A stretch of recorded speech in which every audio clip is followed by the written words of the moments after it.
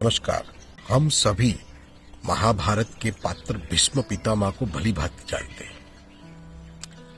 वो 8 वसुओं में से एक वसु कहे जाते थे, तो निश्चित ही ऊर्जा के तो बहुत बड़े ज्ञाता होंगे।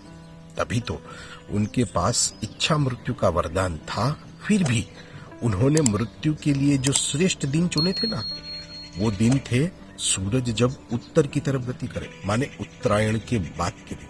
दूसरी उनकी इच्छा थी कि उनकी मृत्यु के वक्त श्री कृष्ण वहां उपस्थित रहे। ये दो चीजों का सहयोग, ये दो चीजों का योग एक बहुत बड़ी आध्यात्मिक प्रगति की सहूलियत बनाता है। उत्तरायण के बाद के दिन प्रकृति अपने भीतर की प्रकृति को ऊपर उठाने में एक सहयोग देती है, माने अपनी आत्मा की प्रगति हो सके, ऊपर की तरफ जा सके, आसानी हो सकती है। और दूसरा, अगर श्री कृष्ण जैसे कोई सिद्ध अवतारी पुरुष के सानिध्य में हम हैं, सानिध्य से मेरा मतलब देह से उनके साथ नहीं, ऐसे किसी सिद्ध पुरुष की ऊर्जा के साथ अगर हम जुड़े हुए हैं, तो ये जो उत्तरायण के दिन है वो अपनी आत्मिक प्रगति करने के लिए श्रेष्ठ दिन है।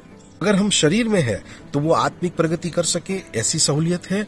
और अगर जैसे भीष्म पितामह जिस स्थिति में थे, तो आत्मा को गति देने के लिए भी ये दिन सर्वश्रेष्ठ दिन होते हैं। इसीलिए श्रेष्ठ आत्माएं इन दिनों का बहुत बड़ा लाभ लेती है आध्यात्मिक प्रगति करने के लिए, अपने देह से बाहर निकलने के लिए और देह को छोड़ने के लिए भी एक उचित दिन रहते हैं, श्रेष्ठ दिन रहते हैं, जहां पर देह में से आत्मा बड़ी आसानी से जा सके।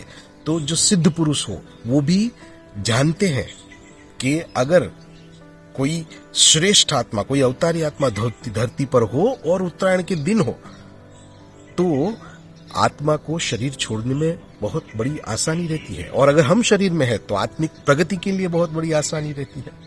तो इन दिनों का श्रेष्ठ से श्रेष्ठ लाभ हमें लेना चाहिए। ये उत्तरायण का एक आध्यात्मिक पहलू है।